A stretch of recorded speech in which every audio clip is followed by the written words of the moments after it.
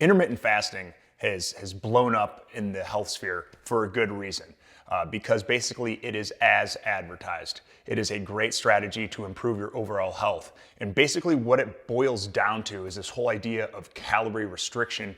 And what happens when we engage in this calorie restriction, there is this hypothesized ancestral epigenetics that are taking place to where we have some survival mechanisms that are flipping the switch. And these survival mechanisms don't get engaged when you're eating around the clock, when you're waking up, having a big breakfast, and eating throughout the day until you're done with dinner, and maybe you move on to a little fourth meal action.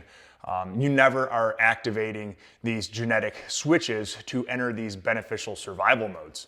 And this is where intermittent fasting comes into play.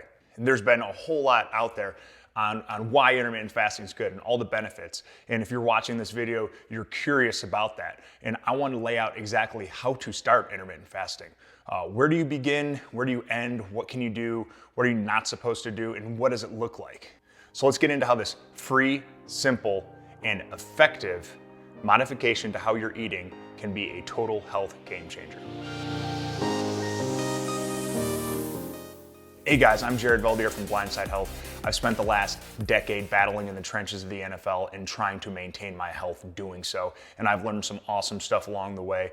I have experienced firsthand how to improve my health, how to recover, how to get the most out of the world of health and wellness and performance. And I want to take you into that world with me, guys. My goal is to get to 100 years old. I want to live a long, healthy life, guys. I want to maximize what I have here on this planet Earth, and I want to help you do the same. So let's get this journey started together. If you guys are getting any value out of this already, please hit that like for me. I appreciate it greatly. And if you haven't already, please hit that subscribe button so you can take this journey with me, with the Blindside Health family, and we can get started to hitting that goal of 100 years old and being healthy getting there. So anyway, guys, let's get into fasting.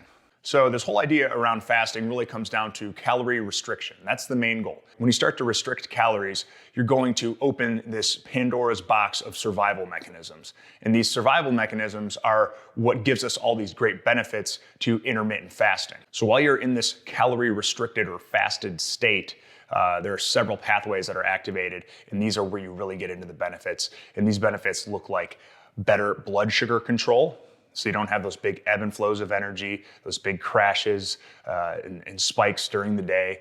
You can be nice and even keel. And it also gets into cell rejuvenation. Having the best possible cellular makeup possible. And part of that is this process of autophagy, which is this cell recycling, cleaning up the old cells that need to be thrown away. Because these cells hang along long enough and they can cause problems. One of the biggest problems that these damaged cells, proteins, what have you, in the body can do is create cancer. This is another reason why intermittent fasting has really exploded on the scene. Because not only are you able to help your body composition, maintain weight, lose weight, whatever your goal is, but you're able to prevent some of these diseases that plague us so much as a society. Intermittent fasting is also great for brain health because as you're restricting these calories and nutrients and entering this window of no food, this fasted window, you are going to metabolically shift from using glucose as your primary energy source and nutrient source now to using these ketone bodies, which are derived from fat. So you're able to go into the adipose tissue, the fat tissue, and you're able to start to break that down into ketone bodies. And your brain goes nuts for ketone bodies. It's extremely efficient brain fuel. That's why a lot of people who do a ketogenic diet say they feel very, very well mentally. But enough about the benefits, guys. You guys know about the benefits. That's why you're watching this video. You've been intrigued. You've seen somebody that has intermittent fasted, or you've heard about it.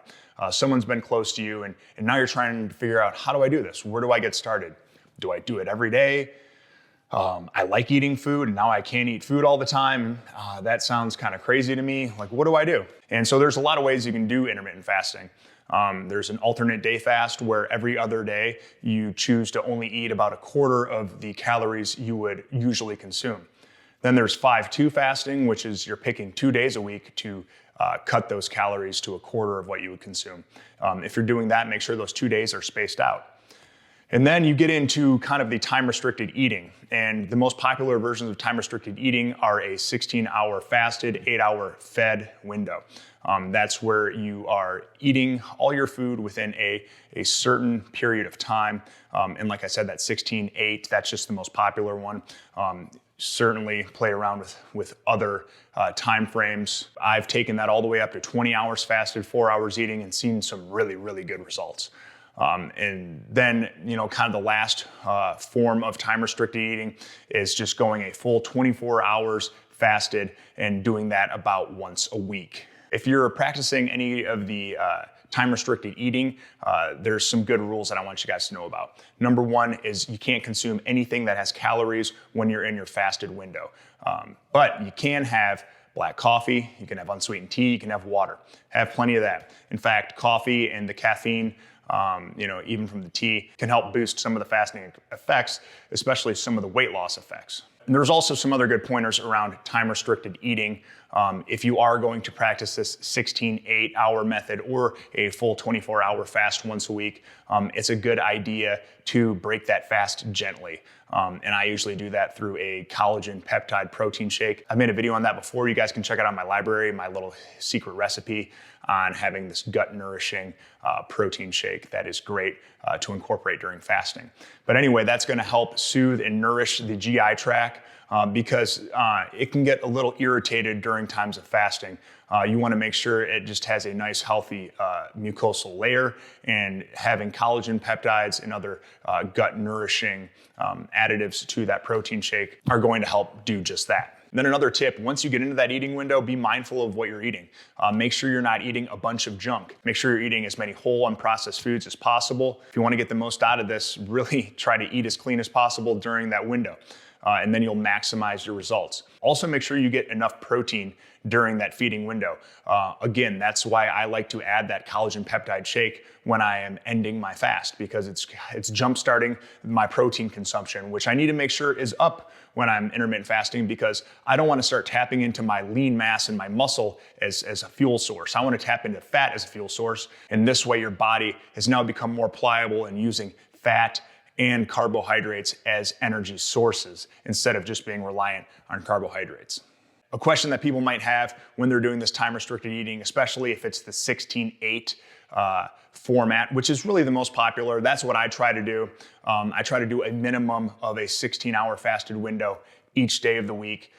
Sometimes there's a day or two where, I'm gonna have a breakfast with the family, or maybe there's some kind of social gathering, or, life happens, and this diet is adaptive to that. It's not so rigid that if you do choose to not practice that fasting 1 or 2 days a week, it's gonna completely demolish any kind of results that you're looking for. One of the best parts about calorie restriction and intermittent fasting is the fact that you can take it anywhere you go. You can go to any restaurant, you can travel, it's free, there's nothing gimmicky about it.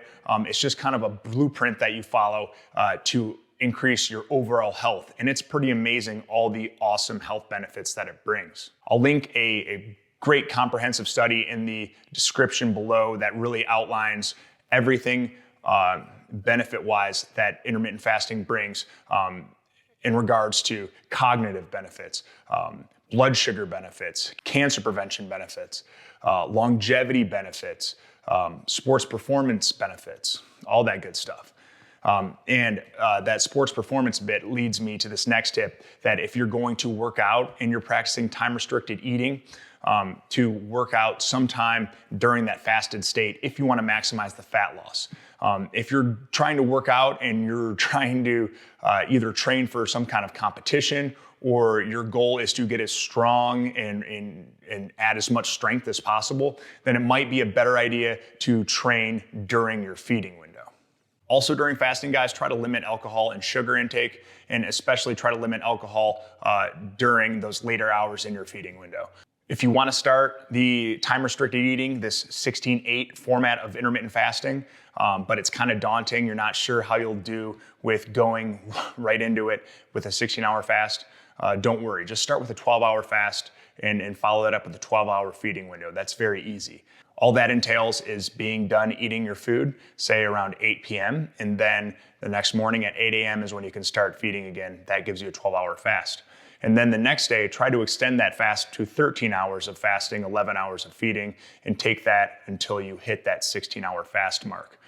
Again, this isn't a quick fix. This isn't a sprint. This is something that can become a habit in your health routine. If you have any kind of underlying medical condition, I'd talk to your doctor or a dietitian before starting this. Hey, thanks for joining me today, guys. I appreciate it. If you got some value out of this video, please hit that like button for me. I appreciate it. I want to know if there's something that you guys have done before that has led you to stop fasting or that has really helped you with your fasting. Throw that in the comments below. I'd love to see it and share that with everybody that's watching. If you guys haven't subscribed yet, please subscribe to my channel. That way I can bring you all the latest and greatest in the world of health, performance, and wellness, so we can be on our way together to living to 100 years old and being healthy and well at that age. That's what it's all about, guys. That's my mission.